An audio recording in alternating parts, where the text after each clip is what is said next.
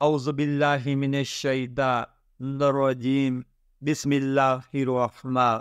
الرحیم۔ میرے پیارے بھائیوں، دوستوں، ہم وطنوں و معزز ناظرین کرام، میں آپ کو بتانا چاہتا ہوں کہ حضور پاک صلی اللہ علیہ وسلم کے دور میں یہ کفار مکہ، قریش مکہ جن کو کہا جاتا ہے، جو کہ جہالت کی زندگی گزار رہے تھے اور جہالت کی روایات کو برقرار رکھے ہوئے تھے، تو وہ حضور پاک صلی اللہ علیہ وسلم کے دور مبارک میں بھی وہ خانہ کعبہ کا برہنہ طواف کیا کرتے تھے۔ اس کے بارے میں ان کے اعتقاد کیا تھے، یہ میں آپ بھائیوں کے گوش گزار کر رہا ہوں۔ میرے بھائیوں دوستوں، جو سے قریش مکہ تھے، وہ برہنہ طواف خانہ کعبہ کا اس لیے کیا کرتے تھے،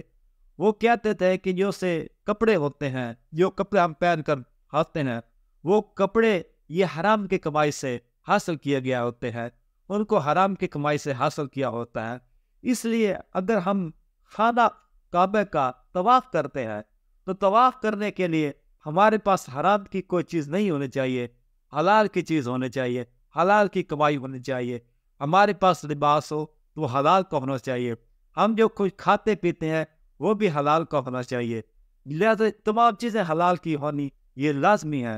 تو وہ ان لوگوں کے اعتقاد کے مطابق وہ اس لیے خانہ کعبہ کا برہنہ یہ طواف کیا کرتے تھے۔ ان کا یہ دوستو بھائیوں یہ خاص عقیدہ ہوا کرتا تھا کہ اللہ تبارک تعالیٰ کے حضور اگر ہم نے پیش ہونا ہے، اس کے گھر جانا ہے، یہ خانہ خدا ہے، تو اس لیے ہمیں یہ قطن پاک اور صاف ہو کر ہمیں داخل ہونا چاہیے۔ اگر ہم حرام کے کمائی سے پہنے ہوئے لباس کے سمیت ہمراہ ان کو زیب تن کر کے ہم خانہ کعبہ کا طواف کرتے ہیں تو یہ ہمارا طواف یہ ہمارا قابل قبول نہیں ہے۔ اس نسبت سے جو سے قریش مکہ تھے، جو قدیم زمانے کے وہ لوگ تھے، وہ خانہ کعبہ کا طواف یہ اپنا برہنہ کیا کرتے تھے۔ مگر جب اسلام آیا تو اسلام نے خانہ کعبے کے طواف کے لیے یہ احرام باندھنے کی رسم شروع کر دی، اور یہ قیامت تک یہ چیز اب چلتی رہے گی۔ احرام بھی ایک دوستوں اور بھائیوں یہ ایک قسم کا یہ ایک کفن جیسا ہوتا ہے، جس سے ہم بڑھتے وقت ہمارے جسم پر پہنایا جاتا ہے، یہ اس کا قائم مقام ہے۔ احرام کفن کا قائم مقام ہے۔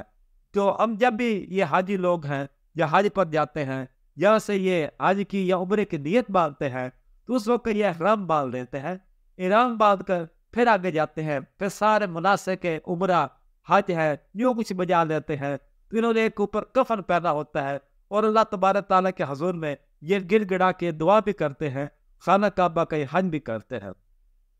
اس کے علاوہ میرے دوستوں بھائیوں، میں نے ایک بزرگ ہیں، وہ علامہ صاحب تھے، ان کی میں ایک تقریر سن رہا تھا جس میں انہوں نے بتایا کہ ہندو حضرات ان کے دھرم میں بچوں کو، یہ معصوم بچے ہوتے ہیں، یہ کم عمر کے بچے 3-4 سال عمر کے، 5 سال کی عمر تک کے بچے ہوتے ہیں، ان کو یہ لوگ آگ میں نہیں جلاتے، ان کو بلکہ یہ دفن کرتے ہیں، قبر میں دفن کرتے ہیں۔ تو ان کا یہ عقیدہ ہوتا ہے کہ یہ ہم انہیں اس لیے دفن کرتے ہیں کہ یہ معصوم عادل خطا ہے، ان سے گناہ صادر نہیں ہوتے، ان سے گناہ صادر نہیں ہوتے، اس لیے یہ معصوم عادل خطا ہے، اور ان کو اس لحاظ سے ان کو یہ جلانا نہیں چاہیے، اور اس لیے ان کو جلانا نہیں چاہیے، اور ان کو وہ دفن کر دیتے ہیں۔ وما علینا الا البلاغ المبین۔